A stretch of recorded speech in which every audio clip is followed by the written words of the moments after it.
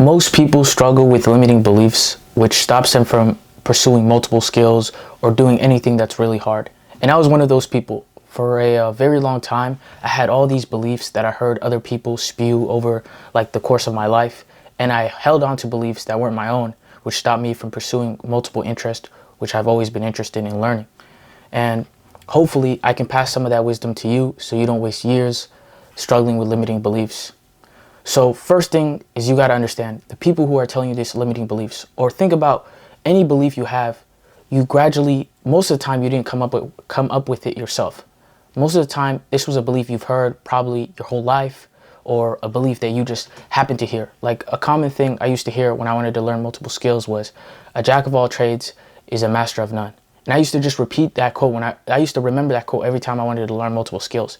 But that's not even the full quote. The full quote is literally a jack of all trades is a master of none, but oftentimes better than a master of one. And I'm not saying just because you learn multiple skills, you're better than someone who didn't. But I'm saying is people don't even say the full quote, but they just comment that every time they see anybody who learned multiple skills. And now that I'm on the other side of someone who's learned multiple skills, it's crazy how I used to have that belief and I let it stop me for years.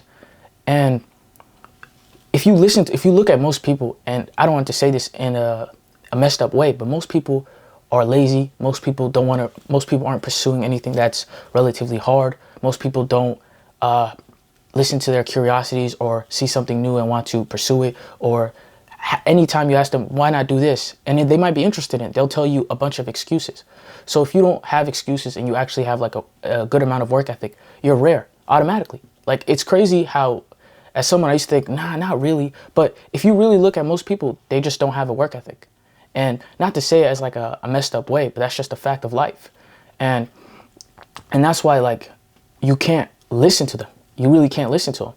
And the other thing is labels. You got to be so careful. People think labels are harmless, but labels are so dangerous because they confide you in the label you give yourself. That's why people, when they say, oh, I'm this type of person or I'm X, like I'll give you an example. For my whole life, I literally used to tell myself, because I played basketball basically my whole life, and I used to always tell myself, because I would always feel tight muscles because I never stretched, but I used to always say, I'm not a flexible person. I'm not a flexible person. And that's the label I put myself on.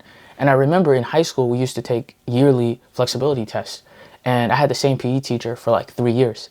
And I literally remember asking her, like on my third year, I was like, I'm going to get the same results as I got, can I just skip it? And she literally looked me dead in my eyes and said, yeah, you could skip it. And she was like, some people just aren't flexible and some people are flexible, It's not a big deal, some people just born with it or not.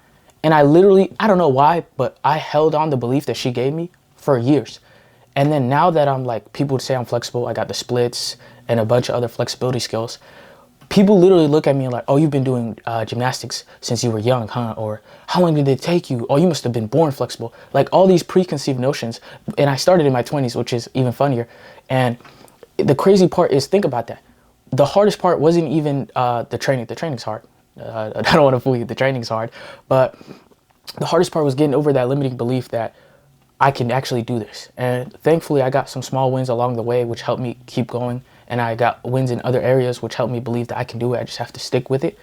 So I want to tell you, please be careful labeling yourself with words saying, I'm not this type of person. I'm not flexible.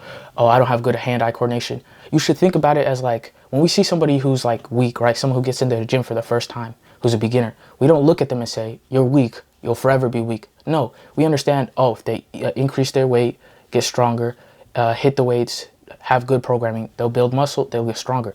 But somehow we don't apply that same logic when it comes to skill acquisition, or when it comes to learning anything new, or getting exceptionally good at getting good at a skill.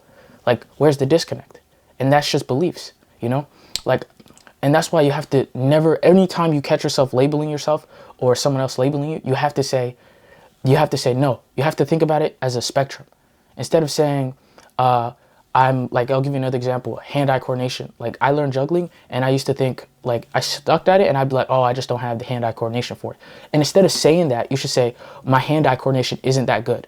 You see how one's a label and one's just like a fact, like a state of being right now? Because it's on a continuum. Instead of thinking about it as binary, like, oh, I don't have good hand-eye coordination, I have good hand-eye coordination. Think of it as like a continuum of, oh, my hand-eye coordination isn't that good, but I don't say I don't have good hand-eye coordination. You see what I'm saying?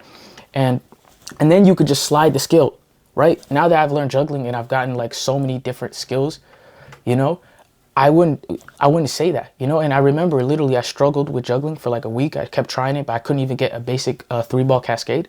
And I was watching a video by a guy, and he was talking about stick with it, you know, the basic motivational stuff. But he said something that caught my eye, and low-key actually helped me break through, which he said, he's a world-class juggler, but he literally said when he started, it took him like a week to a week and a half to get the basic 3-ball cascade. And I literally thought to myself, wow. And he said people think he was just born good at it, but he just stuck with it for so long. So he was like, just stick with it. And I thought it was like a paradigm shift, because he's right. Even me, I assumed this guy just had it naturally. Like when we see somebody with a skill, we think, oh, they must just had it, or oh, they must have been really good at it. Not knowing that they might just not had an affinity towards it, like me. Like I've learned a bunch of like, I think I got like 10, 15 tricks with juggling. I can do 4-ball. But yeah, you wouldn't think I had an affinity towards hand-eye coordination, right? No, because it took me like a week to get my first basic 3-ball, and it was even that good. And that's what I'm saying is you got to be so careful of these labels.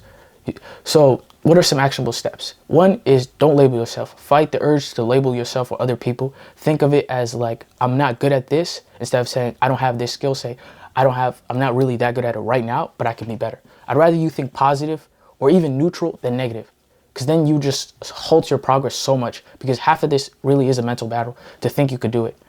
And then number 2 is don't listen to people. If people don't have the results you have, or don't have the curiosities you have, like if someone says, oh, you don't need any more muscle than that, or you don't need to get good past this skill, if you want to, by all means do it. You have free will, and you shouldn't listen to people, because you got to understand, just because they wouldn't do it doesn't mean that you don't have to do it, you know? Some people pursue extreme sports or climb Mount Everest, and just because you look at it, you're like, that's crazy. For them, it makes perfect sense. So try not to judge people and listen to other people's judgments. When they do things that you personally wouldn't do, or they personally wouldn't do what you're doing, and you got to remember that.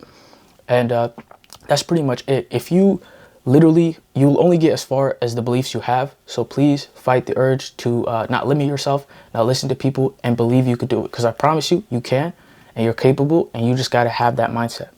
But that's all I got to say. Until next time, Yulu out.